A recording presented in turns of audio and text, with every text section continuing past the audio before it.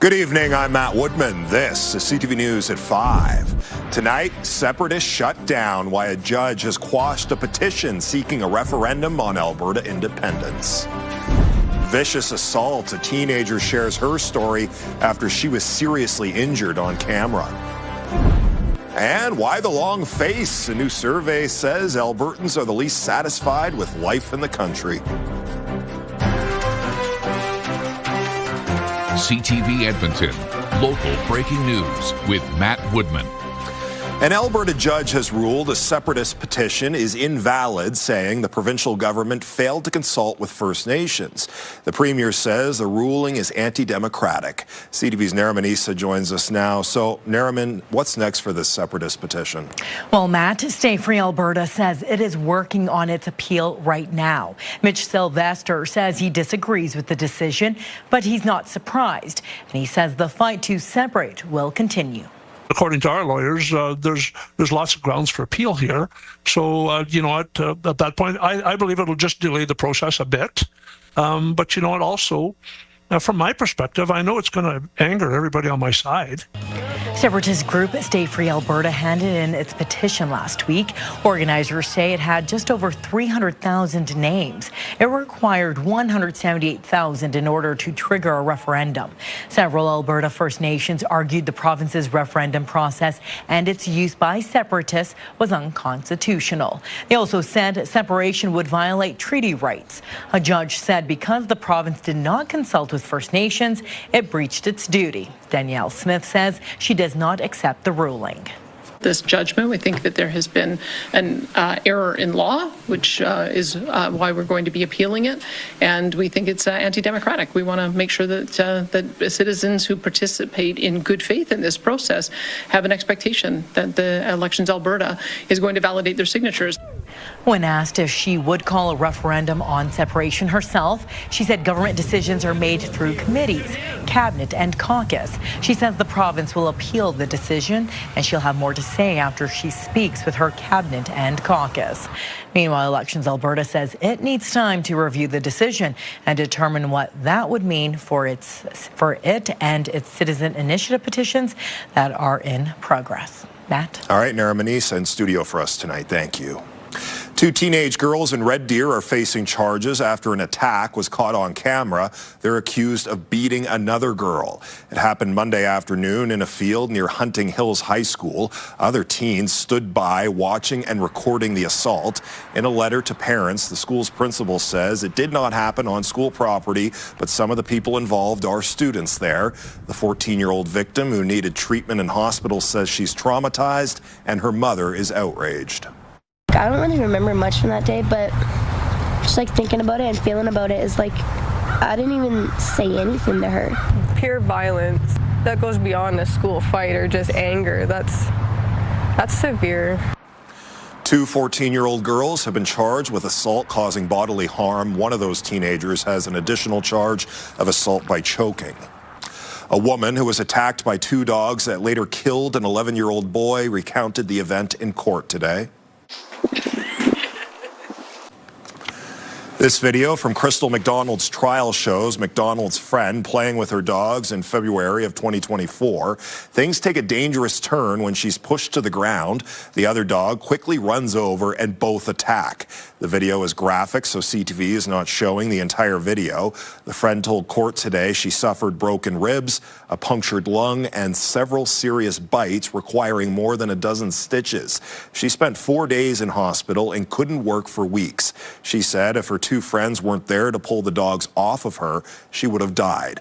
McDonald is facing a charge of criminal negligence causing death after her dogs killed Cash Christ in her home 2 months later. Two people are in critical condition after a charter bus crashed this morning on a northern Alberta highway. Mounties say the bus was carrying oil and gas workers to Grand Prairie when it veered off the road and into a ditch near Beaver Lodge. 17 people were on board at the time. Emergency Health Services says 11 people were taken to hospital. 4 had life-threatening injuries. 2 were airlifted to Grand Prairie Regional Hospital in critical condition.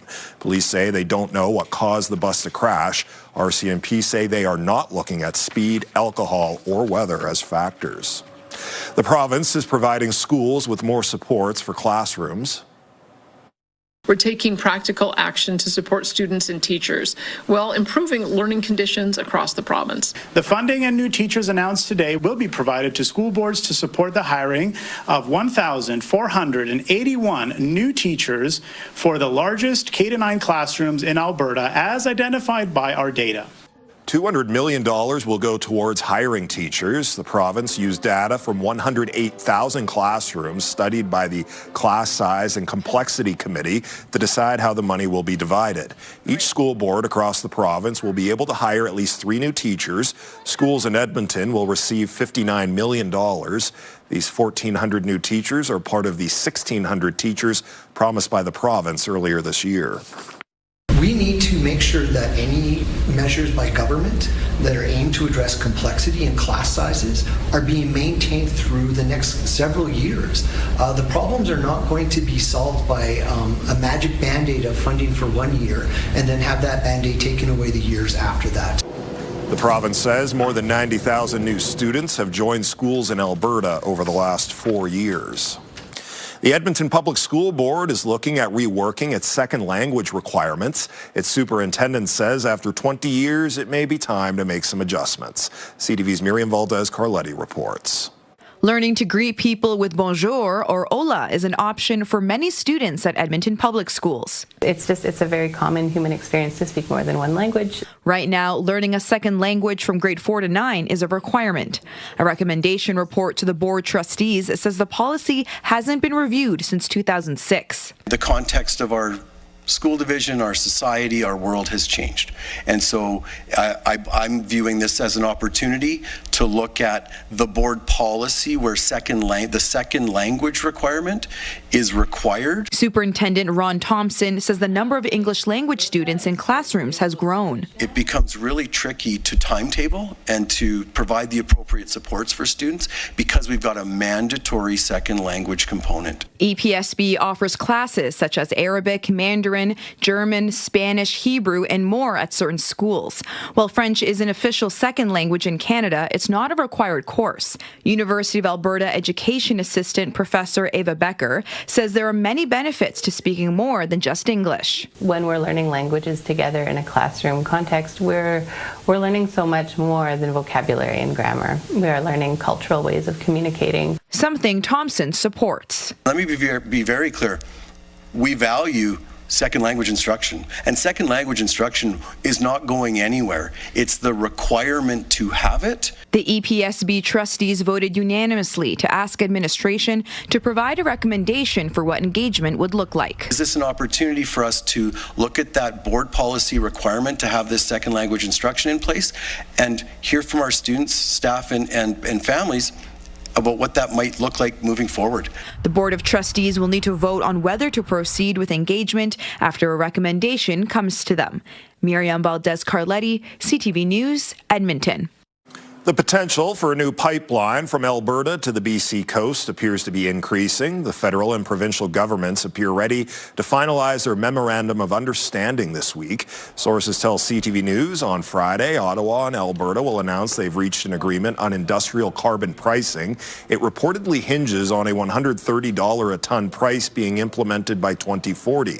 The cost was originally supposed to rise to $170 a ton by 2030. The new agreement would make the province's push for a new pipeline more realistic. Sources say Prime Minister Mark Carney will be in Calgary Friday for the announcement. People in Woodlands County won't be able to return to their homes just yet. The county says the wildfire near Whitecourt that forced dozens of people out of their homes is now being held. Emergency crews are now doing safety assessments. They're looking at road conditions and damage to property. County staff are contacting property owners directly with any updates. The county says crews are also developing a phased re-entry plan that will likely happen over several days. They say it can only happen once the evacuation area is deemed safe. Not a bad day out there here in Edmonton today, Josh, although conditions are about to take a turn. Yeah, in the Whitecourt area and across much of the rest of the province. Wind is going to make the situation really, really dangerous tomorrow in and around Whitecourt in that fire area. So fingers crossed for that region. 20 degrees in Edmonton right now. It's one last warm day today. 20 will go down as the daytime high, a couple of degrees above average. Tomorrow, we're about 13 or 14, and then close to 10 for daytime highs Friday, Saturday, which was our morning low today. It's a pretty colorful map. All kinds of warnings in place here. You have wind warnings in effect for the south areas off to the south and east of Edmonton in the green zone. 80 to 100 kilometer per hour wind gusts in Edmonton. We're not quite in wind warning territory, but this special weather statement does pertain to the wind. I think we're going to get 60 to 70 kilometer per hour gusts, maybe at times close to 80 kilometers per hour.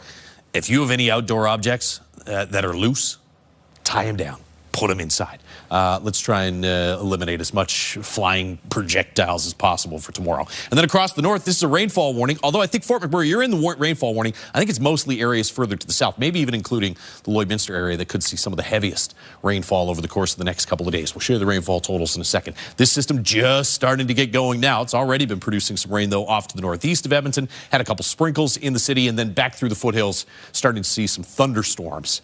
Rain is not going to be the big story here in Edmonton. We'll get some precipitation. This is going to be more of a windstorm than a rainstorm, though. 11 degrees tomorrow morning. You see the gusts start to pick up around midnight. Through the day tomorrow, 40 gusting to about 60 or 70 kilometers per hour. And that'll be the case all day. In fact, even Friday looks windy. Talk more about that. Take a look ahead to the long weekend in just a few minutes. All right, Josh, thank you. Coming up next on CTV News, satisfaction not guaranteed. Why a survey shows Albertans feel less satisfied compared to other Canadians. I think there is less hope for what's going to come next and what people's futures are going to be looking like. Programming brought to you by Final Symphony with your Edmonton Symphony Orchestra. Learn more at winspearcenter.com. Programming brought to you by James H. Brown Injury Lawyers, the heavy hitters of injury law. You're watching CTV News at 5. A recent quality of life survey from Stats Canada says Alberta is the most unsatisfied province in the country. CTV's Curtis Goodrum has more on why some Albertans feel so unhappy with their lives. Come here! The dog park, a place where many go to relax. Some Albertans say just taking their dog for a walk improves their quality of life. I feel like in the summer it's beautiful here. There's so much room to take our dogs out and stuff. Others feel financial pressure is leaving them unsatisfied.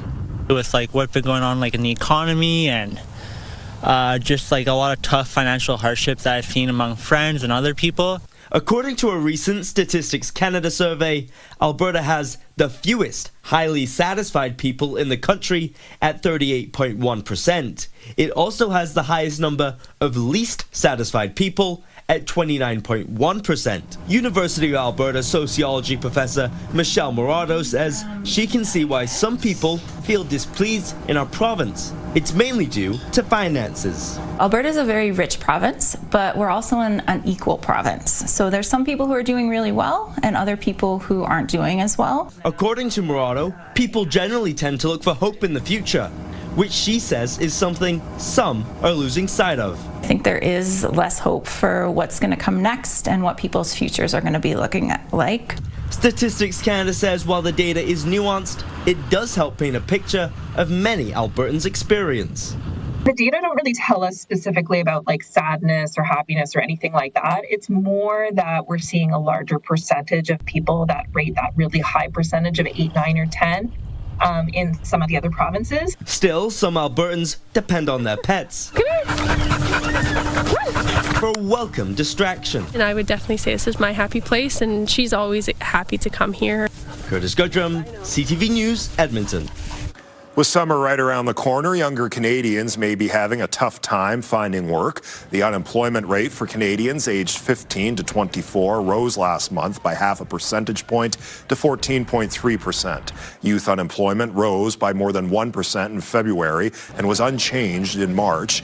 An economist with the Canadian Chamber of Commerce says Canada's job market remains underwhelming. The province and federal government are promising $323 million for dozens of new affordable housing projects. The money will go towards 41 projects across Alberta that include at least 10% accessible housing units. It will also go towards 70 new shelter spaces. The province says the projects will help ensure seniors, families, recovering addicts, and people with disabilities have a roof over their heads. It means safe, affordable housing for women fleeing violence, for seniors on fixed incomes, for housing for people working their way back to solid ground. It means more than 3,600 more places where Albertans can start to build a brighter future for themselves and their families. These are not statistics, these are homes. And behind every one of them is an Albertan who needs an open door. The joint spending from both levels of government comes through Alberta's Affordable Housing Partnership Program. Still to come tonight on CTV News, Cannonball, the city sets the opening dates for its outdoor pools. Programming brought to you by James H. Brown Injury Lawyers, the heavy hitters of injury law. Wake up with us at CTV Your Morning Edmonton for the latest local news, up-to-the-minute weather, traffic updates, and lifestyle entertainment. There's no brighter way to start your day. CTV Your Morning Edmonton, weekdays 6 to 9. Watch live on Crave. The city of Edmonton has set a tentative opening date for outdoor pools and spray parks. I hope it's not tomorrow. Quentawin Pool will open first next Wednesday the 20th. That's better. Mill Creek, Queen Elizabeth, and Fred Broadstock pools will follow. The last will be Borden Natural Swimming Pool on June 20th. Some of the city's 78 spray parks are also scheduled to open this weekend. The first one's open Friday. The full schedule is available on the city's website. This is all subject to change, of course, if the weather does not cooperate. You're not going to want to be in a spray park on Friday. No. It's going to be pretty brutal out there. It's been a long winter. Yeah. But give it a couple weeks. I might blow away all this wind coming in. The last couple of days would have been nice to be out there, but yes, the wind is going to be the big story over the next little while here, particularly tomorrow. It's 20 under cloudy skies right now as you look through the Action Furnace River Valley Skycam. Action Furnace fixed writer, it's free. 20 for a daytime high today. Look at this drop in temperature here. 13 degrees, maybe 14 tomorrow, somewhere in that range. Around 10 for daytime highs Friday, Saturday. We'll start to see temperatures tick up a little bit Sunday and Monday. We're not back to average, though, it looks like, until Tuesday, Wednesday, Thursday of next week. And not back into the 20s till the end of next week at the earliest. 24 is Fort McMurray, Cold Lake right now. It's 25 in Lloydminster. We had temperatures in Cold Lake at 27 degrees earlier in the day today. Watch your temperatures tomorrow.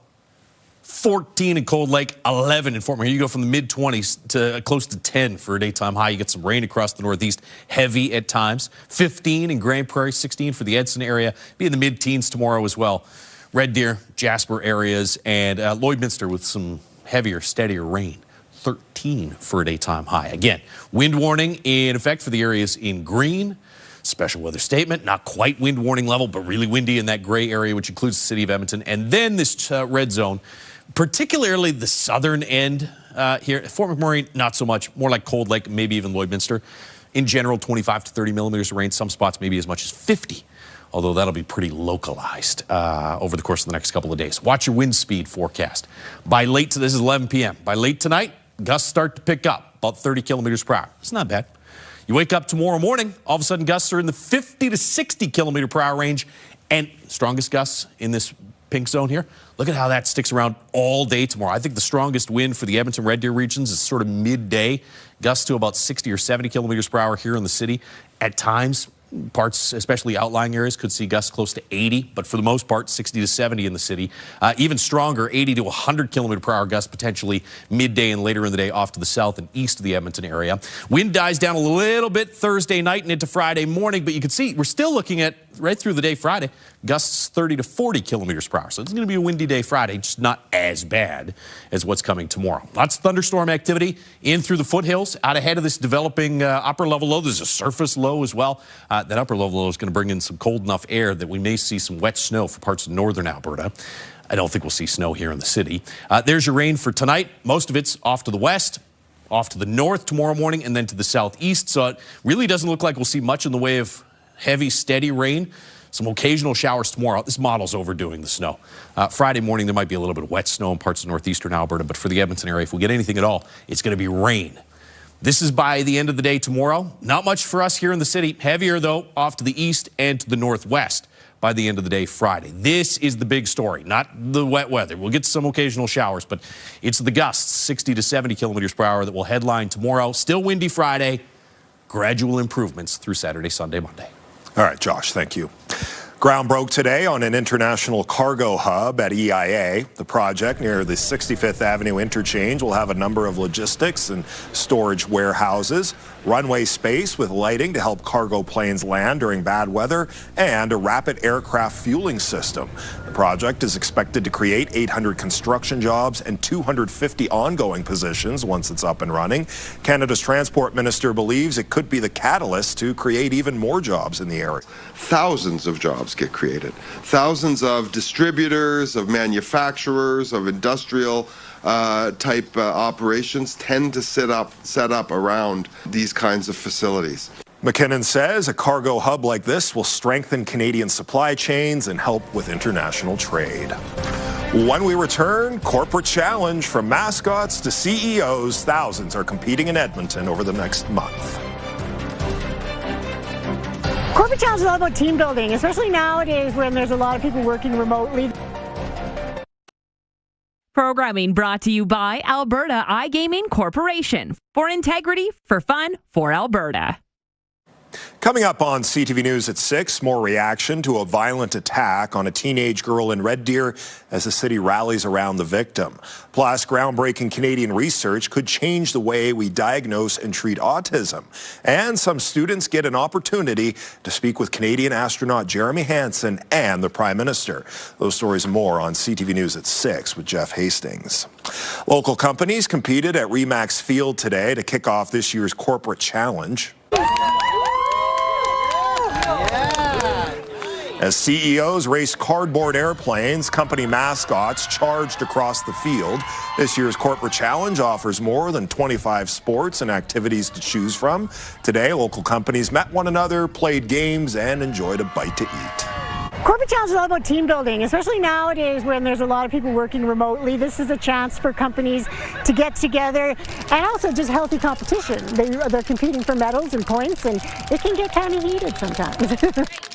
Corporate Challenge events will take place until June 7th. This event has been around since 1992. And that's our show. Thanks for watching. I'm Matt Woodman. CTV News continues right now.